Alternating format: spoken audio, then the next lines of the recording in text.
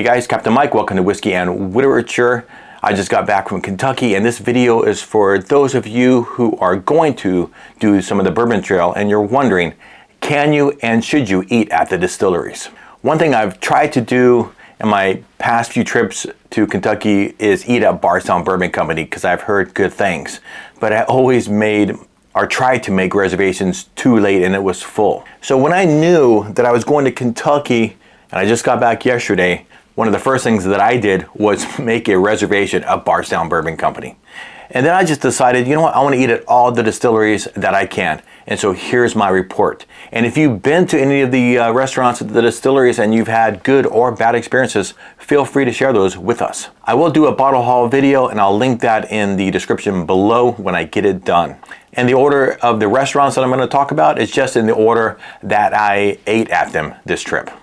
First up, the bar at Willett. So I landed in Louisville pretty hungry mid-afternoon, so I ran over to Jim Beam real quick, Heaven Hill, and then I decided to go to the bar at Willett. Now I looked online to see if I need to make reservations or how it looked, and I had done that earlier because I always thought that's where I wanted to go that evening. This is on a Wednesday.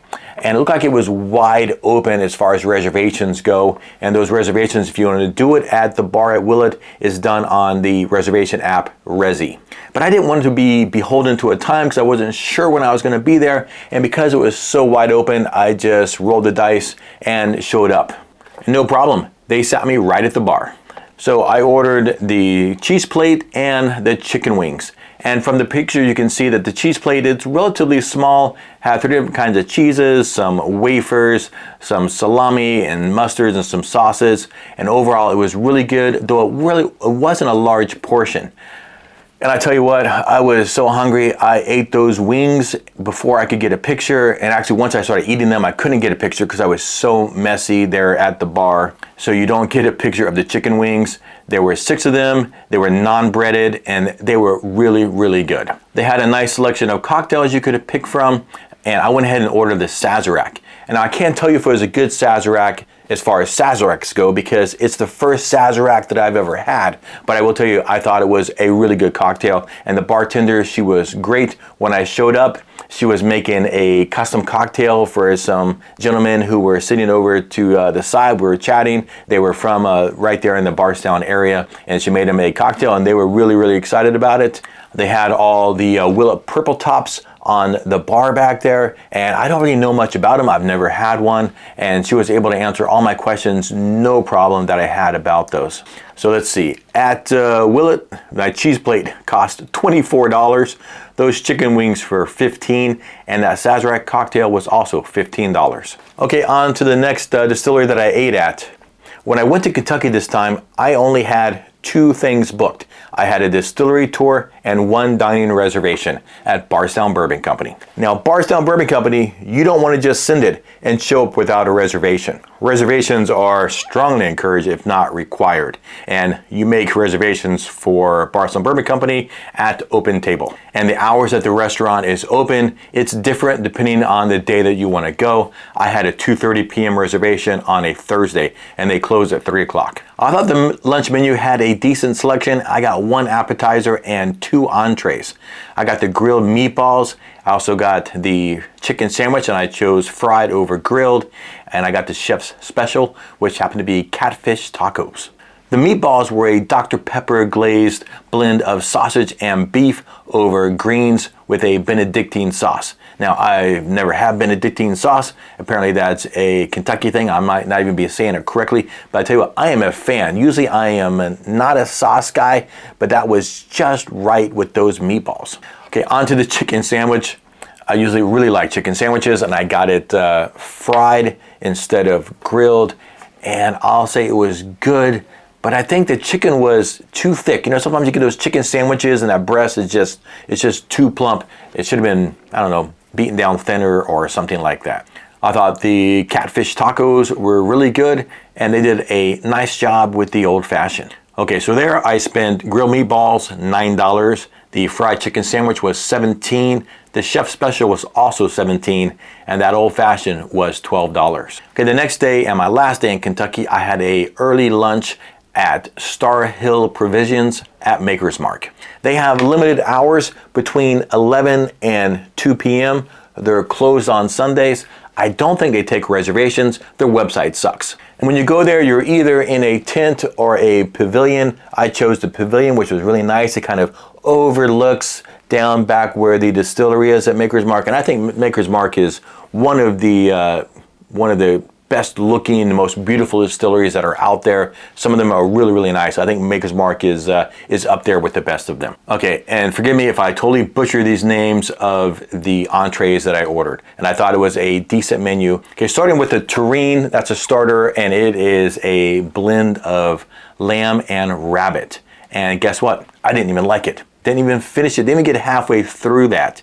It was so bland. And for me, I'm kind of I don't mind bland food, but this was way too bland for me.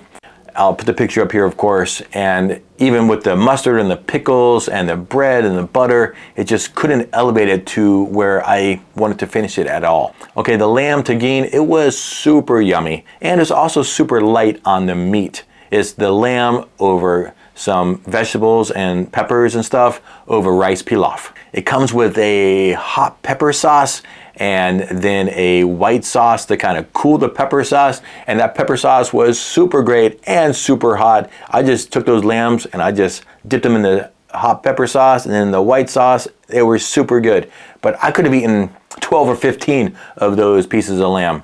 The dessert, oh man, the dessert. Samuel's pudding. It is bourbon bread and butter pudding. And it's an adults only dessert, 21 or older. This was really, really great and a perfect finish to that meal. It was amazing. I also ordered the old fashioned, and I'm not an old fashioned snob, but it came not with a single chunk of ice. It was different little ice cubes in there, and so it diluted a little quickly. Overall, it was nice. Just, I think when they put that big cube in, it just kind of slows the dilution down and just elevates the cocktail a little bit. Okay, so the terrine I paid 14 bucks. The lamb tagine was $29. The Samuel's pudding was $14 and the old fashioned was $17. And I get that maybe the portions seem small and the prices seem high, but on the menu it says, because there wasn't an option to tip. When I paid her with the card, usually there's like, how much do you want to tip? And there was no option to tip. And on the menu it says, in lieu of gratuity, these wages and benefits are incorporated into the prices on the menu. So while the upfront prices seem higher, you are not obligated or really in any way, well, I didn't tip because I guess I tipped in the meal price. Okay, I went almost directly from Maker's Mark to Jim Beam. And I've eaten at Jim Beam sometimes multiple times every time that I've been to Kentucky. I think you can make reservations, but I never have. I just blow right past the hostess and belly up to the bar. Guys, I really enjoy eating at Jim Beam.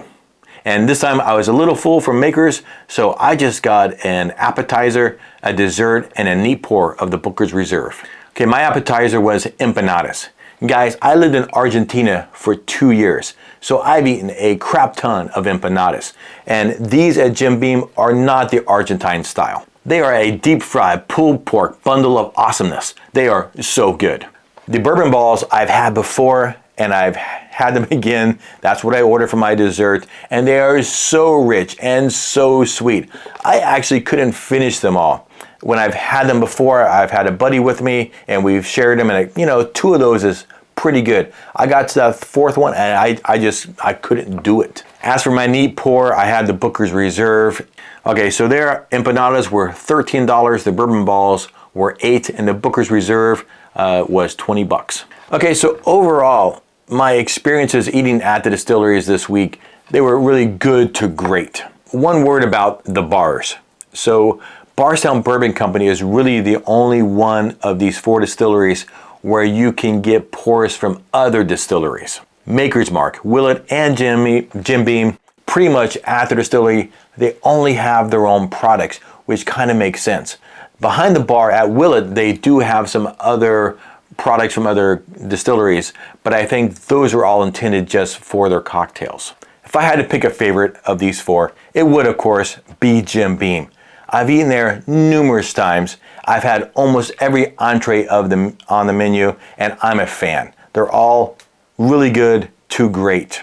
The waitstaff is very attentive. They make some great cocktails, and they have just about any Jim Beam product that you would want to try and eat.